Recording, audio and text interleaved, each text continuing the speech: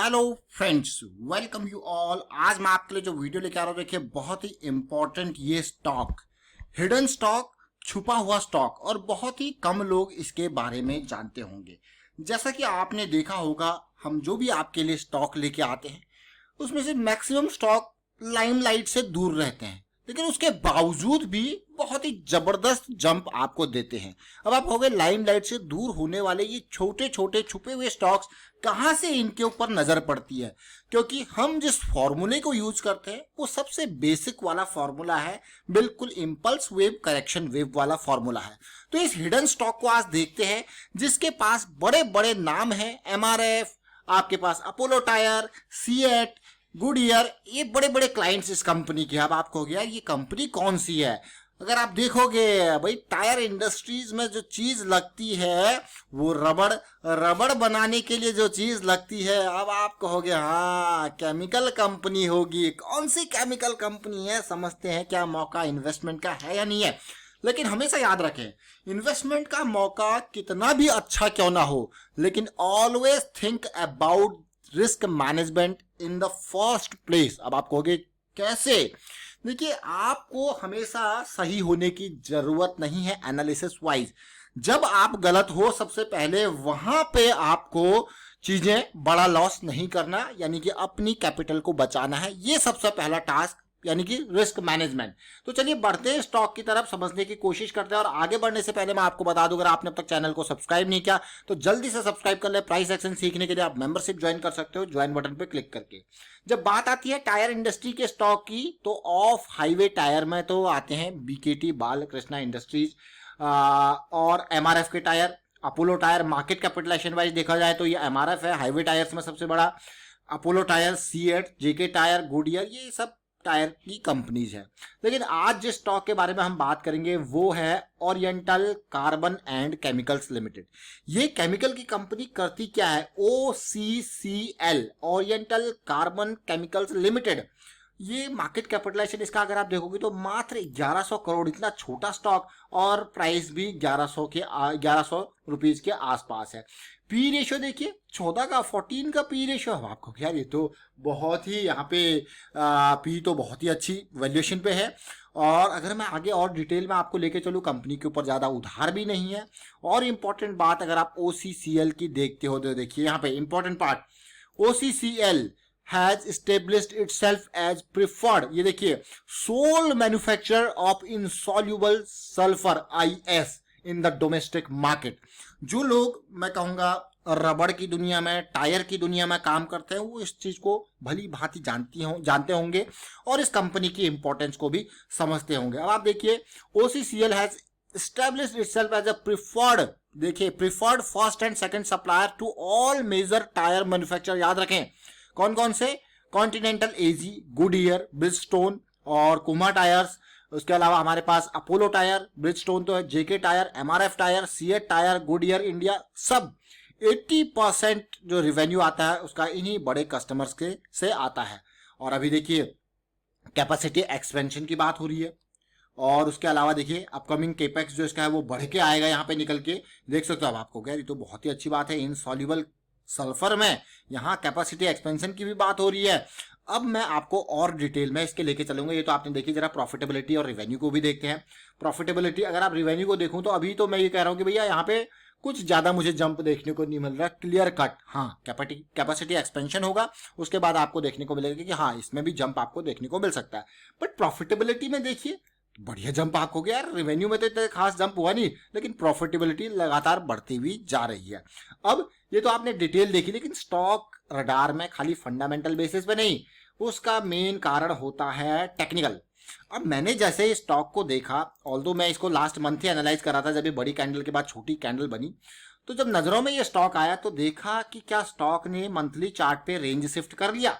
तो हमें दिखा भैया रेंज तो शिफ्ट हो गया, लेकिन एक बहुत ही बढ़िया ये करेक्शन आके वापसी हो रही है, और लगता है ये लेवल पार होगा तो बड़ा धमाका देखने को मिल सकता है।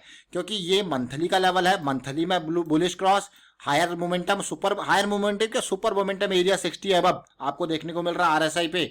इवन MACD भी पॉजिटिव होता हुआ देखने को मिल रहा है। ओरिएंटल कार्बन, क्या बात है। चलते हैं और छोटे टाइम फ्रेम पे समझने की कोशिश करते हैं, यानी कि ये हमारे पास कौन सा टाइम फ्रेम है, वीकली का। तो नजरें गड़ाए रखें वीकली चार्ट पे, क्योंकि अब देखिए सबसे अच्छी बात मैं आपको एक बताना चाहूंगा यहाँ पे, ब्रेकआउट और पुल बैक और स्विंग। जैसे देखिए ये आपका छोटी छोटी लर्निंग्स मैं आपको हमेशा हर वीडियो में बताने की कोशिश करता हूं। ये आपका इंपल्स पार्ट है, ये करेक्शन पार्ट है, ये इंपल्स पार्ट है। अब आप खुद सोचिए, ये आपका ब्रेकआउट होता है, ठीक है यहाँ पे, और इस ब्रेकआउट के लिए अगर आप छोटे टाइम फ्रेम पे देखोगे तो ब्रेकआउट को आप अंडरस्टैंड कर सकते हो। लेकिन जनरली लोग स्विंग को प्रेफर करते हैं ब्रेकआउट के ऊपर। अगर मैं देखूं मेजर जितने भी ट्रेडर्स बैकग्राउंड के लोग हैं, मेजर बड़े बड़े निवेशक हैं, स्विंग को प्रेफर क्यों करते हैं ब्रेकआउट के कंपैरिजन में। आपने देखा होगा अक्सर कई बार ब्रेकआउट आपको फॉल्स देखने को मिलता है, इसीलिए लोग इंतजार करते हैं पुल बैक का ब्रेकआउट के बाद, ताकि उनको वहां पे दिखे। क्योंकि जब ये छोटे टाइम फ्रेम पे ब्रेकआउट हो रहा होगा ना, तो आपको छोटे टाइम फ्रेम पे पुल बैक यहाँ पे जरूर देखने को मिलेगा, तो उसको ज्यादा प्रीफर करते हैं, क्योंकि वो भी एक काइंड ऑफ स्विंग यहाँ पे होती है और वहां पे रिस्क बहुत कम होता है। तो आंसर आपको मिल गया कि लोग ब्रेकआउट से ज्यादा स्विंग को क्यों प्रेफर करते हैं। क्योंकि स्विंग जब आप स्टार्ट करते हो तो वहां पे कंफर्मेशन ज्यादा बढ़िया होता है, क्योंकि पिछली इंपल्स में वॉल्यूम मिलेगा, अगली इंपल्स में यहाँ पे वॉल्यूम जो करेक्शन है उसमें वॉल्यूम खत्म, फिर इंपल्स में फिर से वॉल्यूम बढ़ने लग जाएगा और रिस्क बहुत कम होता है in comparison to the breakout. Breakout के लेवल पे एकदम कई बार फॉल्स ब्रेकआउट आते हैं, जिसकी वजह से लोगों को झटका लग जाता है और वो सोचते हैं नहीं भैया अब नहीं।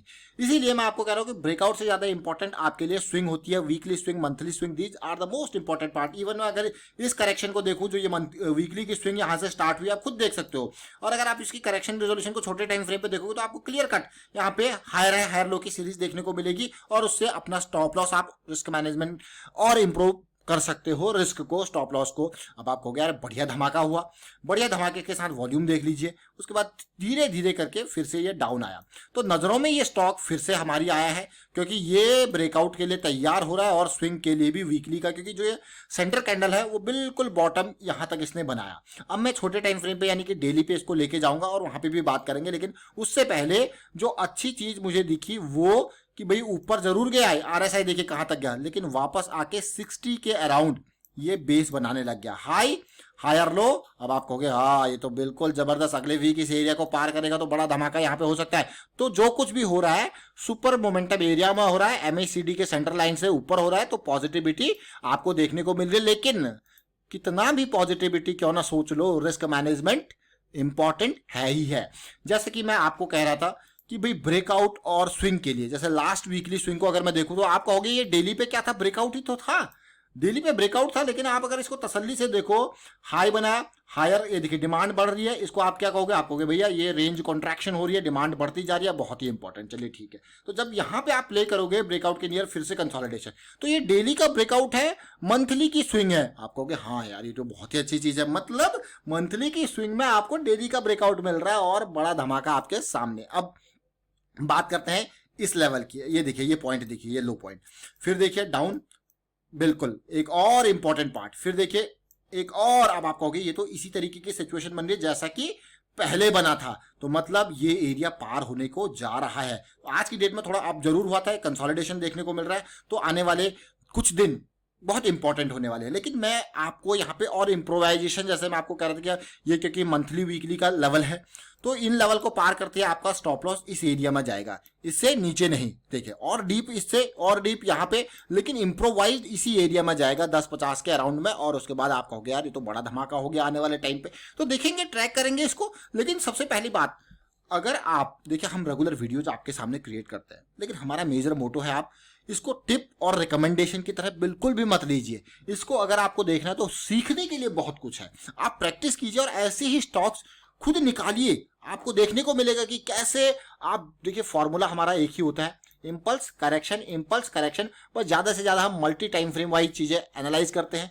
बड़े टाइम फ्रेम को छोटे टाइम फ्रेम में, क्योंकि मार्केट फ्रैक्टल है, एक इंपल्स के अंदर आपको देखने को मिलेंगे इम्पल्स करेक्शन छोटे टाइम फ्रेम में। आप किसी को भी प्ले कर सकते हो, अपनी स्टाइल एक बनाइए, उस स्टाइल के हिसाब से आप किसी को भी चूज कर सकते हो जो आपके टाइम, आपके रिसोर्सेज, आपकी कैपिटल साइज के हिसाब से प्रॉपर है। मतलब वो तो आपको ही पता होगा कि आपके रिसोर्सेज, आपकी कैपिटल मैं कहूंगा, और आपका मेंटल स्टेटस किस हिसाब से है और आप किस चीज को ज्यादा बेटर तरीके से प्ले कर सकते हो। तो वो चीज जो है, वो कन्विक्शन जो तभी आएगा जब आप प्रैक्टिस करोगे। फिलहाल वाइंड अप करता हूँ इस वीडियो को, उम्मीद करता हूँ समझ में जरूर आएगा। वीडियो अच्छा लगा तो शेयर जरूर कीजिए। प्राइस एक्शन सीखने के लिए आप मेंबरशिप ज्वाइन कर सकते हो, ज्वाइन बटन पर क्लिक करके। Thank you for watching the video.